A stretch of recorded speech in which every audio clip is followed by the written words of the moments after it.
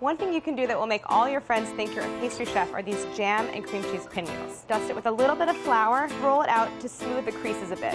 Trim the edge of the pastry. I have a ruler here just to help me make nice regular shapes. This will make about 6. I take a small paring knife and I make 4 cuts toward the center of the square from each corner.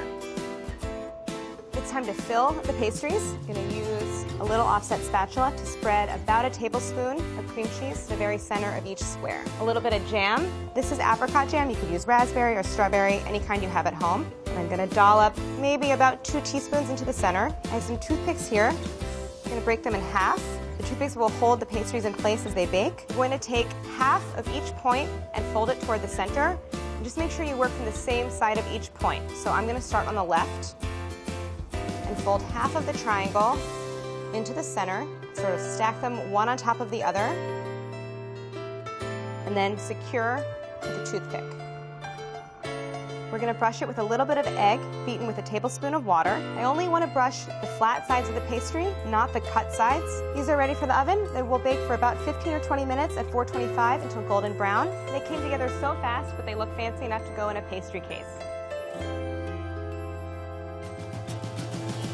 Here I have a sheet of puff pastry that I rolled out and cut into about 5-inch squares. I want to dock the pastry, which means I prick it all over with the tines of a fork. I have a little bit of creme fraiche here. Spread a thin layer over the center. This kale has been massaged with a little bit of olive oil and salt. Pan.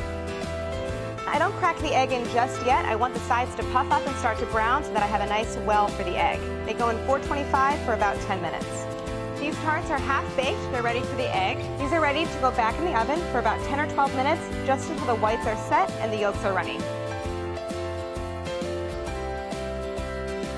These savory pull-apart rolls are one of my favorite ways to use puff pastry with some non-stick cooking spray.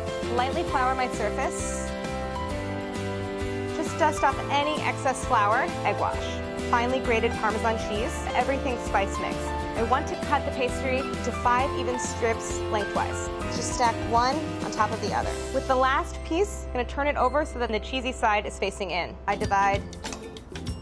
These guys go in upright, so cut sides facing up. I just egg wash the sides, only the flat sides, not the top, which is the cut side. Now into a 425 oven until they're really golden brown and puffy, about 20 or 25 minutes.